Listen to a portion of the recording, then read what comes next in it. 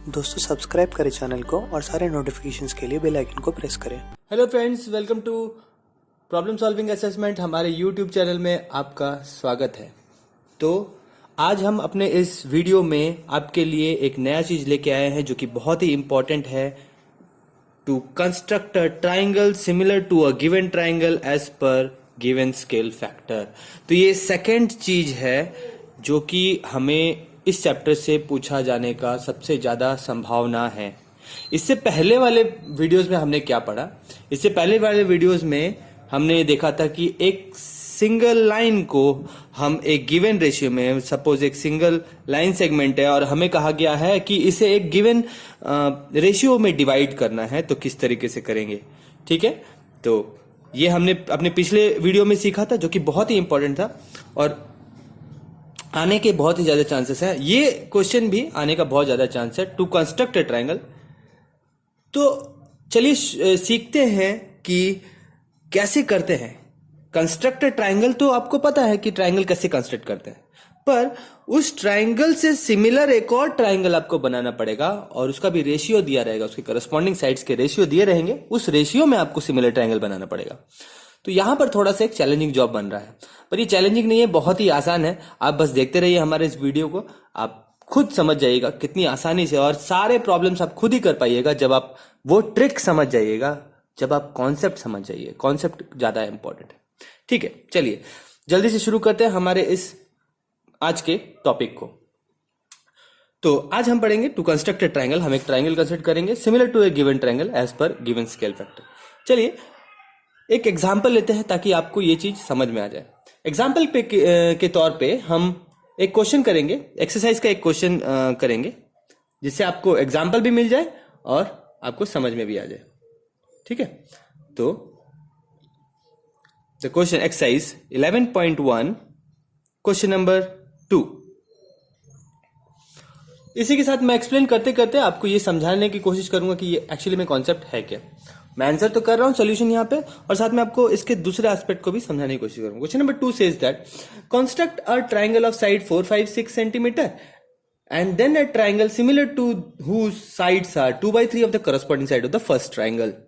देखो इसका मतलब क्या है, इसमें पूछा गया है कि सबसे पहले मैं आपको रफली, जब कभी भी आप क्वेश्चन पढ़ें तो एक रफ फिगर बनाएं। कंस्ट्रक्शन से पहले एक रफ फिगर हमेशा बनाना चाहिए, कि इससे पता चल जाता है कि हमें एक्चुअली में करना क्या है, हमारा फिगर वैसे आएगा क्या। ठीक है, डायरेक्टली फेयर नहीं करना चाहिए, हमेशा एक रफ स्क्रिबल कर देना चाहिए, उसके बाद हमें कंस्ट्रक्शन शुरू करना चाहिए अपना। इससे हमें एक आइडिया मिल जाता है। तो यहां पर कहा गया कि construct triangle of side 4, 5, 6 centimetre. तो 4, 5, 6 सेंटीमीटर के लिए मैंने यहां पर 5 सेंटीमीटर रखा। ठीक है, मान लेते हैं यहां पर 5 सेंटीमीटर रखा और यहां से 4 सेंटीमीटर का एक आर्क खींच लेंगे, आर्क बनाएंगे। यहां से 4 सेंटीमीटर का एक आर्क बनाएंगे और यहां से 6 सेंटीमीटर का एक आर्क बनाएंगे। यहां से 6 सेंटीमीटर करके एक आर्क से कट करेंगे और जहां कट करेगा उसको ज्वाइन करेंगे। ठीक है, अब देखो क्या है कि हमारा ये है मेन ट्राइंगल, समझने की कोशिश करते हैं। ठीक है, ये है मेन ट्राइंगल। ये बनाना तो बहुत आसान है, बच्चों वाला चीज है, आपको भी पता है, मेरे को पता है, उसमें कोई रॉकेट साइंस नहीं है। ठीक है, पर बात यह है कि उन्होंने कहा है कि इस ट्राइंगल से सिमिलर एक और ट्राइंगल बनाना है। ए बी सी एक ट्राइंगल है, ये तो आपने मेन ट्राइंगल बना लिया, ये आपका पेरेंट ट्राइंगल हो गया एकदम मेन। अब इससे सिमिलर वो ट्राइंगल बनाना है और उसके साइड होने चाहिए 2/3, करस्पॉन्डिंग रेशियो जो होने चाहिए 2/3। अब देखो, ध्यान से देखो, 2/3 का वैल्यू है क्या? एक्चुअली 2/3 है क्या? 2/3 इज ऑलवेज, देखो, लेस देन 1 होता है। आप डिवाइड करके भी देखोगे, ठीक है, तो ये लेस देन 1 ही निकलेगा, क्योंकि देखो 2/3, 3/3, 4/3, 5/3, यहां पर लेते हैं 1/3।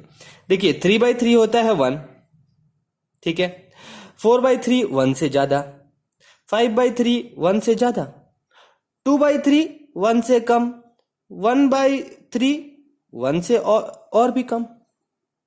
समझ में आ रहा है? देखिए यहां से, और 0/3 क्या हो जाएगा? 0।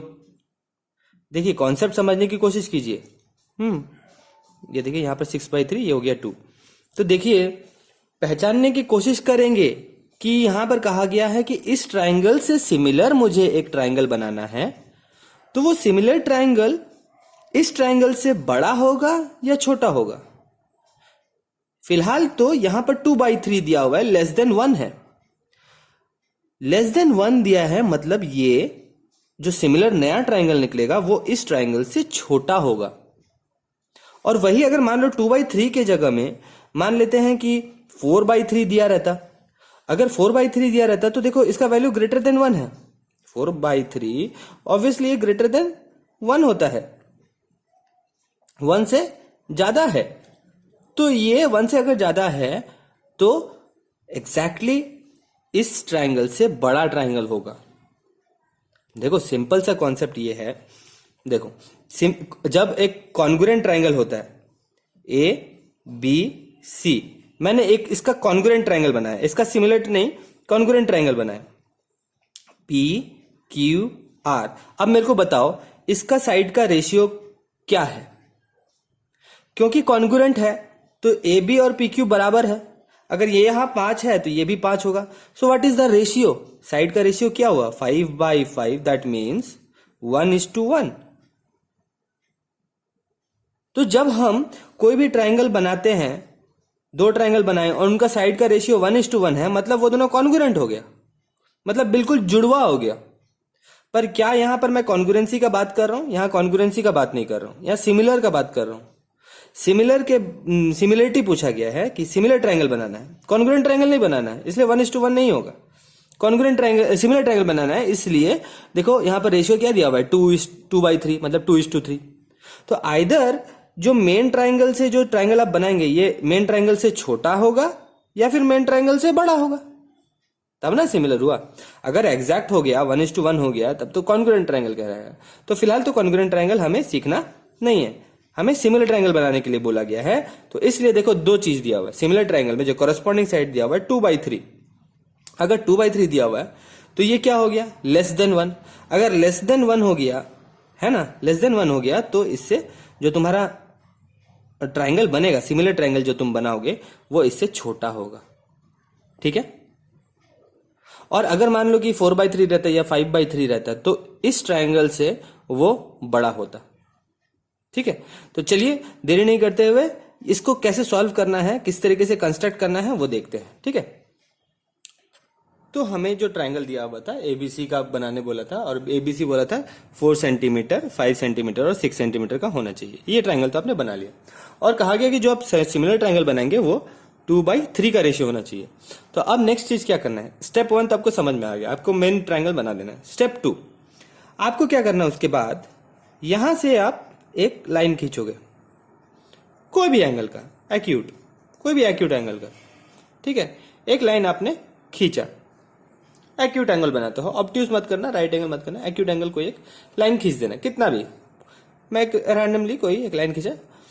अब देखो यहां देखो जितना नीचे में पार्ट है ना उतना पार्ट आप यहां बनाओगे। ठीक है? जितना नीचे में है। तो मैंने क्या किया, तो यहां पर 3 पार्ट है तो मैं क्या करूंगा, इसको 3 भागों में, 3 इक्वल भागों में डिवाइड करूंगा। यहां मैंने रखा कॉम्पास, थोड़ा सा बड़ा कर लेते हैं ताकि आप लोग को नजर आए। तो first part, second part, third part. ठीक है? तो ये 3 पार्ट मुझे मिल गए। ठीक है? फर्स्ट पार्ट, सेकंड पार्ट, ठीक है? दिखाई दे रहा है आप लोगों को? ठीक। अब क्या करेंगे, 3 पार्ट मुझे मिल गए, 3 मैंने दाग लगा दिया, तीनों इक्वल है। अब क्या करेंगे, A1, A2, A3 मार्क कर दिया। अब जो नीचे में जो पार्ट है, 3 पार्ट में जो नीचे में पार्ट है, इसको हम ज्वाइन करेंगे, जो लास्ट में जो है। ठीक है? सबसे पहले नीचे में देखें क्या है। ठीक है? तो अब हम नीचे वाला ज्वाइन करेंगे। तो ये हमने ज्वाइन कर दिया। ठीक है? अब ऊपर में है 2, तो जो A2 है यहां से हम एक पैरेलल खींचेंगे, इससे पैरेलल, इस लाइन से पैरेलल एक लाइन पैरेलल खींचेंगे, ऐसे ऊपर टकराएगा। देखो बेसिकली क्या है, यहां से एक हम पैरेलल खींचेंगे, ये पैरेलल खींचेंगे और इससे पैरेलल एक लाइन यहां खींचेंगे ऐसे। पर इस तरीके से पैरेलल नहीं खींचेंगे, मैंने आपको पिछली वीडियो में बताया था कि पैरेलल खींचना कैसे है, ठीक है। मैं आपको अभी भी यहां पर बताऊंगा, पर पैरेलल डायरेक्टली ऐसे नहीं खींचते। पैरेलल कैसे खींचते हैं मैं आपको अभी बताने वाला हूं, बस मैं आपको दिखा रहा हूं कि कैसे बनेगा। यहाँ 2 लिखा हुआ है तो मैं A2 से क्या किया, यहां से पैरेलल खींचा ये और इससे पैरेलल खींचा ये वाला, ठीक है। तो चलिए देखते हैं कि पैरेलल खींचते कैसे, ठीक है। इसको मैं मिटाता हूं, आपको दिखाता हूं कि पैरेलल खींचते कैसे, ठीक है। तो हम क्या करेंगे, कॉम्पास लेंगे अपना और यहां रखे और हमने एक आर्क बनाया, यहां रख के हमने एक आर्क बनाया। तो जो आर्क हमने यहां बनाया वही आर्क हम यहां से बनाएंगे, वैसा ही आर्क, ठीक है। हो गया। आप लोगों को दिखने में थोड़ा सा दिक्कत हो रहा होगा, मैं इसलिए इसको डार्क कर दूंगा, थोड़ा सा डार्क कर देता हूं मैं इसको। तो मैंने ये आर्क बना दिया, ये ठीक। अब मैंने क्या किया, इसका आर्क लेंथ लिया यहां से लेकर यहां तक, मैंने आर्क लेंथ लिया और जितना आर्क लेंथ हुआ यहां से भी उतना ही आर्क लेके मैंने कट कर दिया, ठीक है।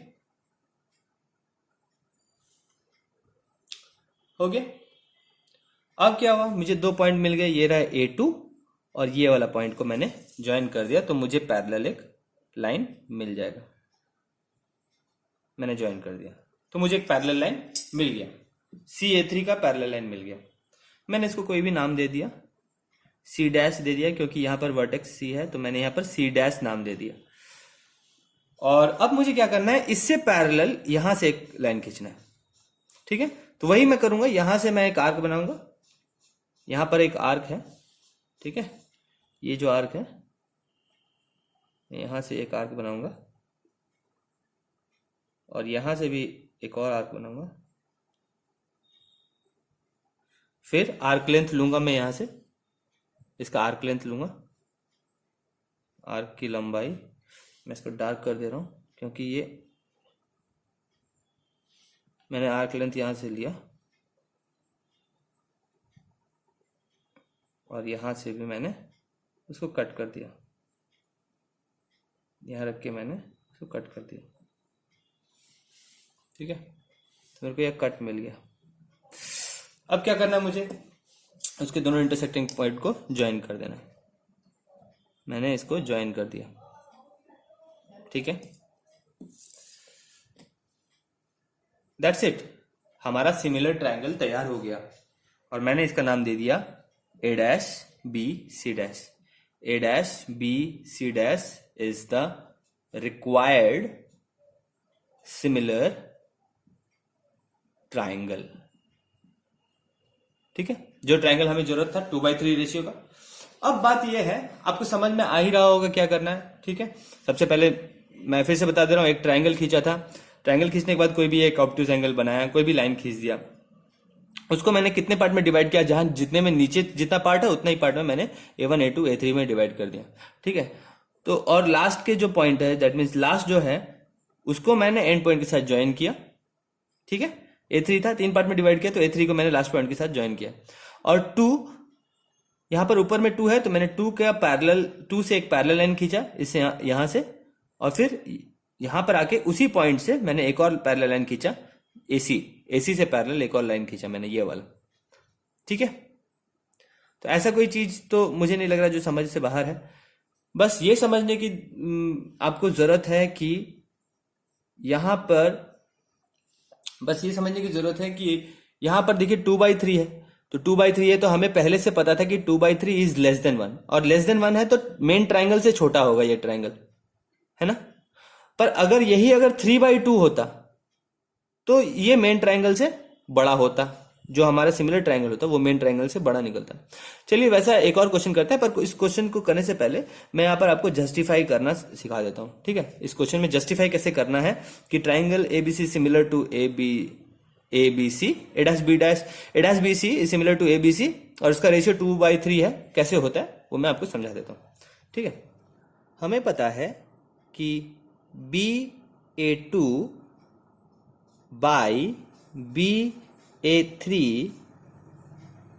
Is equal to BC dash by BC। क्या हम ऐसा लिख सकते हैं? हाँ, हम ऐसा जरूर लिख सकते हैं बाई बेसिक प्रोपोर्शनलिटी थ्योरम। तो बेसिक प्रोपोर्शनलिटी थ्योरम हमें ये बोलता है कि एक ट्रायंगल के अगर दो साइड्स, कोई भी एक तीसरा साइड पैरेलल हो, ठीक है, अगर एक ट्रायंगल में कोई भी, देखो, एक ट्रायंगल में कोई भी एक साइड से एक लाइन पैरेलल जा रहा हो तो वो साइड्स को प्रोपोर्शनेटली डिवाइड करता है, जैसा कि हम पहले भी पढ़ चुके हैं, ABC और PQ। तो हम बेसिक प्रोपोर्शनलिटी थ्योरम से लिख सकते हैं कि AP by PB is equal to AQ by QC। और भी इस तरीके के बहुत सारे लिख सकते हैं, just like AP by AB is equal to AQ by AC, ये भी लिख सकते हैं। तो बेसिक प्रोपोर्शनलिटी थ्योरम का ये सारे फॉर्म है, ठीक है। तो बेसिक प्रोपोर्शनलिटी थ्योरम से हम ये भी लिख सकते हैं कि BA2, ये कितना पार्ट हो गया? 2। BA2 इज 2 part because we have already divided into 3 parts. तो BA2 है 2 पार्ट और BA3 हो गया 3 पार्ट, ठीक है। BA2 है 2 पार्ट्स, तो BA2 की जगह में मैंने 2 लिखा और BA3 हो गया 3। BA3 को मैंने लिखा 3 पार्ट्स, 3। तो is equal to BC dash by BC। तो इससे हमें क्या पता चल रहा है कि BC डैश हो रहा है 2 पार्ट, ये हो रहा है 2 पार्ट, और BC हो गया 3 पार्ट। तो BC dash by BC is equal to 2/3, ठीक है। हमें ये पता चल गया कि BC dash by BC is 2/3। आप अगर ध्यान से देखें इस ट्रायंगल में, ट्रायंगल ABC में, ठीक है, इन ट्रायंगल ABC, इस ट्रायंगल में हम क्या देख रहे हैं? A डैश BC डैश और ABC दोनों सिमिलर है, ठीक है। तो यहां पर हम लिखते हैं कि also triangle ABC similar to triangle A dash BC dash. अब तुम पूछ रहे होगे कि सर ये सिमिलर कैसे हुआ? सिमिलर तो होना ही है, क्योंकि ये दोनों तो हम कंस्ट्रक्शन से खींचे हैं पैरेलल, ये दोनों लाइन हम पैरेलल खींचे हैं, तो ये जो एंगल होगा, ये वाला एंगल और ये वाला एंगल सेम होगा, isn't it? What is the reason? Corresponding angles। जब दो पैरेलल लाइंस है, ये रहा, तो ये एंगल और ये एंगल तो इक्वल है। अगर पैरेलल होगा तो इक्वल होगा कॉरेस्पॉन्डिंग एंगल से। तो ये दोनों पैरेलल है, ये ट्रांसवर्सल, तो ये दोनों एंगल बराबर होगा। उसी तरीके से ये एंगल कॉमन हो रहा है दोनों ट्रायंगल में, A डैश BC डैश में और ABC में, दोनों ट्रायंगल में B कॉमन जा रहा है। अगर B कॉमन जा रहा है दैट मीन्स हमें 2 क्राइटेरिया मिल गया, ये करस्पॉन्डिंग एंगल्स भी मिल गया, कॉमन भी मिल गया, ये एंगल भी हम इक्वल दिखा सकते हैं। पर जरूरत क्या है, जब दो हम लोग को ऑलरेडी मिल रहे हैं ए क्राइटेरिया से, हम दोनों ट्रायंगल को सिमिलर दिखा दिए, ठीक है, बाई ए क्राइटेरिया, ठीक है। देयरफॉर हम क्या कह सकते हैं कि जब दोनों ट्रायंगल सिमिलर होते हैं तो सिमिलर होने पे उसका क्या कह सकते हैं हम, कि अगर दो ट्रायंगल सिमिलर हैं तो उसके करस्पॉन्डिंग साइड प्रोपोर्शनेट होंगे। That means BC dash by BC is equal to BA dash by BA is equal to A dash C dash by AC। उसे करस्पॉन्डिंग जो साइड्स हैं वो प्रोपोर्शनेट होंगे। तो B dash C dash BC dash by BC का value कितना है? 2/3, 2/3।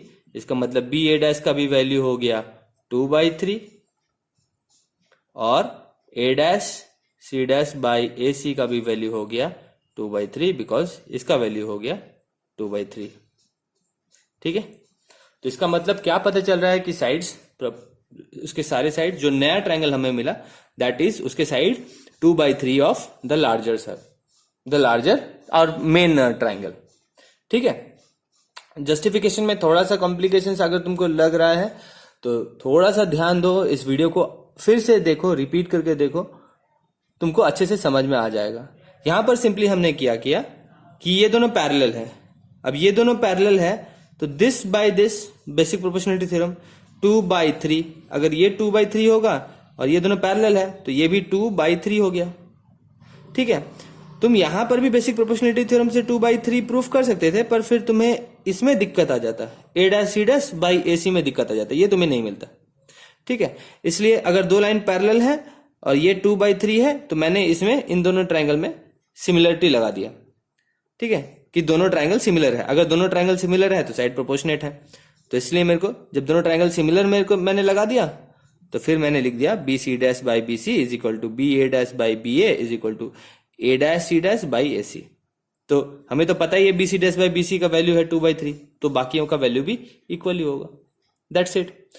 ठीक है, अगर फिर भी कोई दिक्कत हो तो हमें कमेंट सेक्शन पे प्लीज बताइए, हम इसको और क्लियर करने की कोशिश करेंगे आपको।